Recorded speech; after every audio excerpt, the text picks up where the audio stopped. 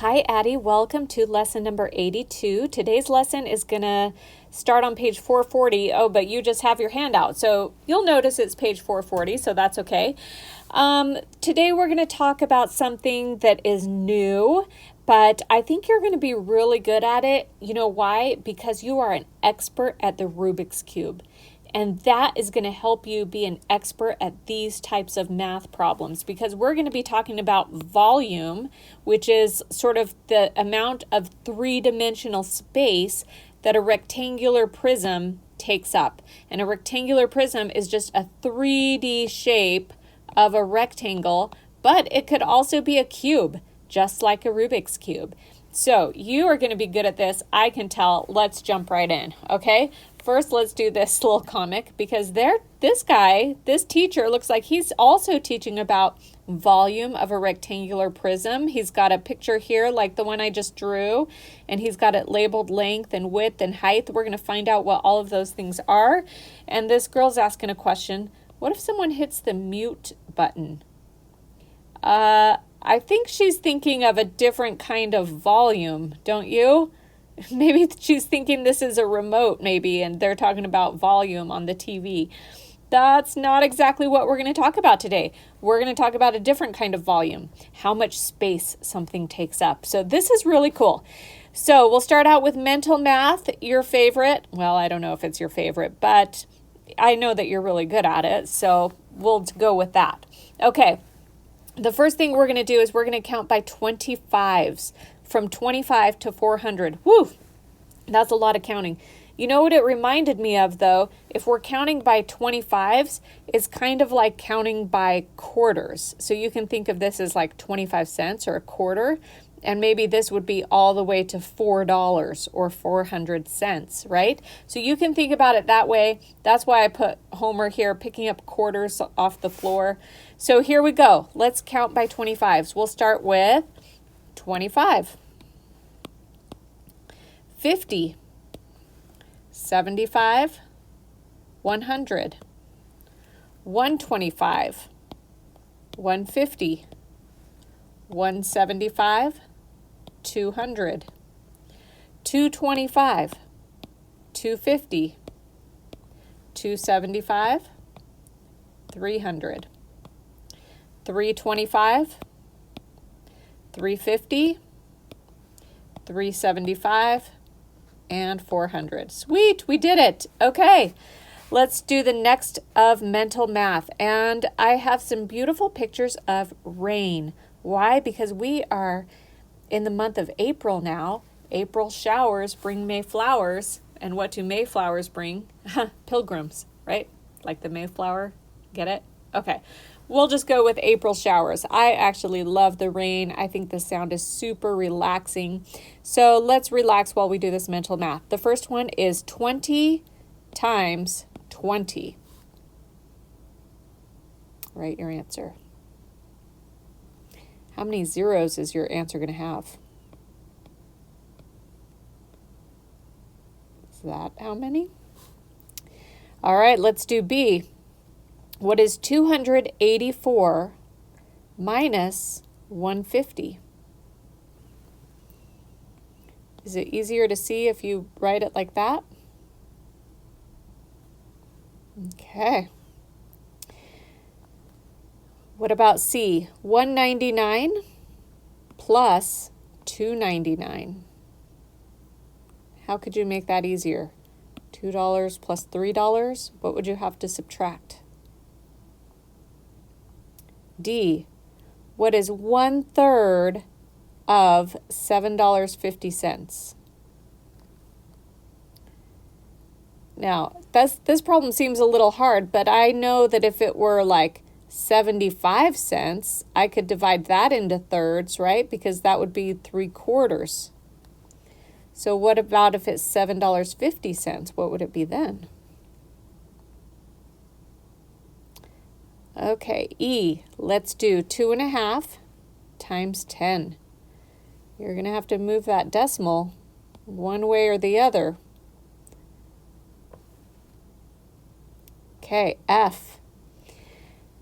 What is 800 divided by 40? Now, in one of the previous lessons, I had showed you how to make like a grid system. And I kind of still think about it this way because this would be 80 times 10. And this bottom one would be 4 times 10. So if you did have a grid here, you could just cancel this out, the 10 and the 10. And then you would have an easier problem to do, 80 divided by 4. But this part you can kind of do in your head, right? Because if you've got 80 times 10 and 4 times 10, you can just do that in your head. I don't even do that part in my head. I just see that there's a 0 in the tens place and a 0 in the tens or in the ones place, and so I can just do that. Okay, G. Looks like this person's really enjoying the rain, huh? Okay, so we're going to start with the number 10 times 10. Now subtract 1. Divide by 3. Subtract 1. Divide by 4. Add 1.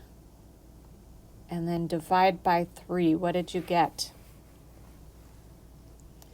All right, Happy Hands Club. Here we go. We're going to hold, this time, just your thumb and your forefinger. Hold them 1 inch apart. And then 1 centimeter apart. Did you go from big to small? Not too big and not too small, but you know. All right, Houston, we have a problem. We are going to do problem solving here. All right, this is a little bit of a long question, so let's go through it.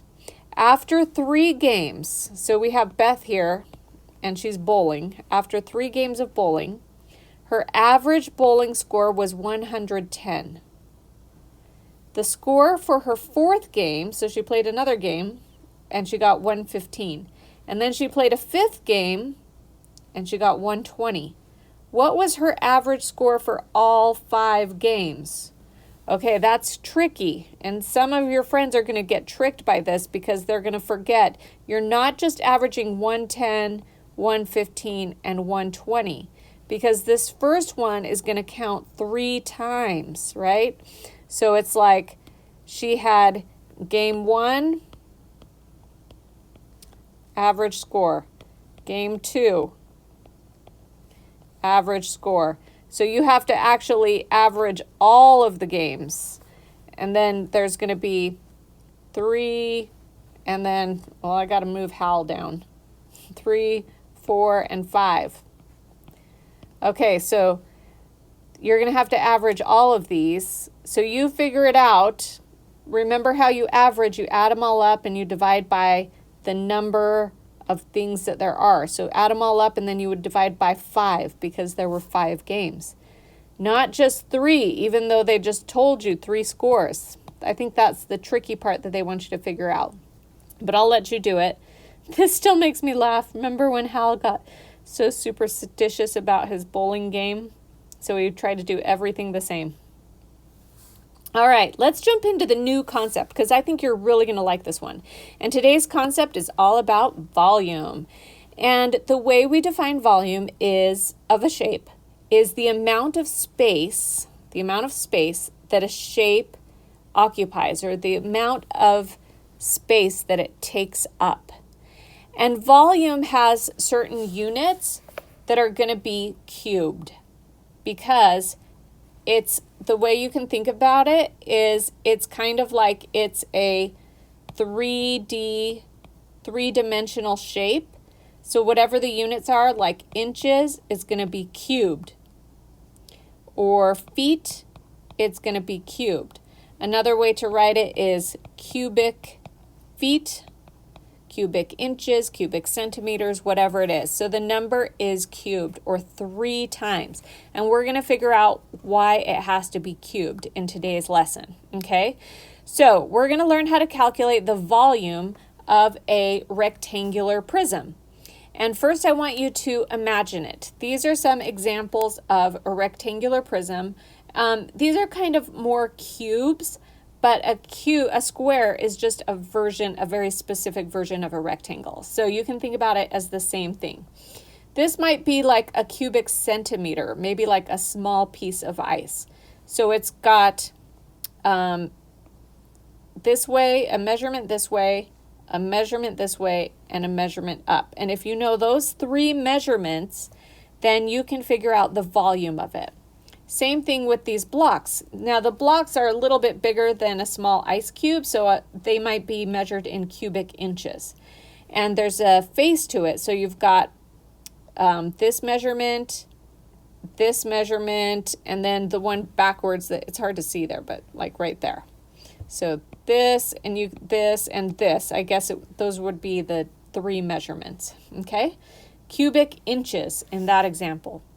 Now, one way that they want you to sort of imagine it is with sugar cubes, but I showed you the ice and those blocks because I was like, I don't even know if you've ever seen sugar cubes before. I don't know, some animals eat them, so it would probably be good if you're familiar with them. But this is just basically like a cube, but it's literally made out of sugar. And if you were to put it in your mouth, it kind of is a little crunchy, but it would taste like candy. So it's a sugar cube. So if you take sugar cubes and you stack them up to look like a piece of ice or a cube or something like that. I was going to say a pyramid, but not a pyramid because we're talking about squares and rectangles today. So if you stack it up in a three-dimensional shape, that's how they want you to sort of visualize the cubes that we're going to do, and that'll help you figure out the volume. Okay, so let's jump into example 1. Example 1 says, how many 1-inch sugar cubes? So if you've got a bunch of sugar cubes, a pile like that, how many of them are you going to need to make this rectangular prism? And then they show you a picture that looks kind of like this. And it tells you that the cube is 5 inches in length. Do that. Okay, 5 inches in length. So if you were to stack sugar cubes and they're all 1 inch, then you would need 1 sugar cube, 2, 3, 4, 5 across, just to make that length. Okay, and then it tells you that the width of this cube is 3 inches. So you need to go backwards and put like 3 sugar cubes behind. So another row of 5, another row of 5, and another row of 5 like that. Okay.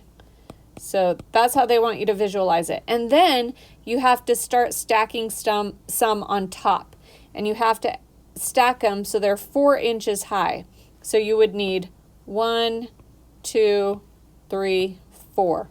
And then they want to know how many sugar cubes is it going to take to make all of this. 5 across, 3 in width, and 4 inches high.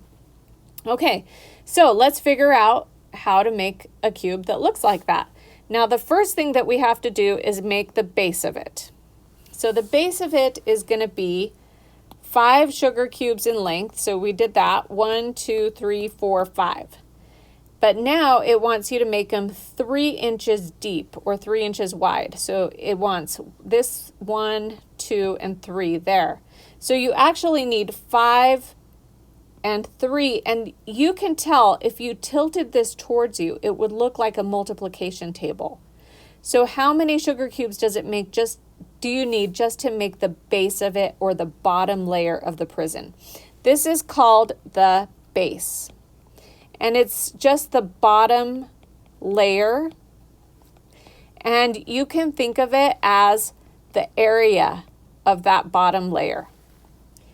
Okay, so let's see how many it's going to take. Let's count them. So this is 1, 2, 3, 4, 5. And then you know that if you just do 5 times 3, then you will get the answer of how many it takes, and you'll see that it takes 15 cubes to make this bottom layer or the area of the base. Now, if this is 5 inches long and 3 inches wide, and it asked you the area, you already know the area is base times the height, or the length. In this situation, the length times the width. Length times width. And so you would say it's 5 times 3, or it's 15. And what would be the units? This is important. It's inches squared, because you just did inches times inches. So it's 2 inches, like inches times inches, so it's inches squared. So 15 inches squared. That unit is important, and this is just the area of that bottom layer. Okay? Now we need to figure out the other layers. So now this is the base where we had it before. Okay?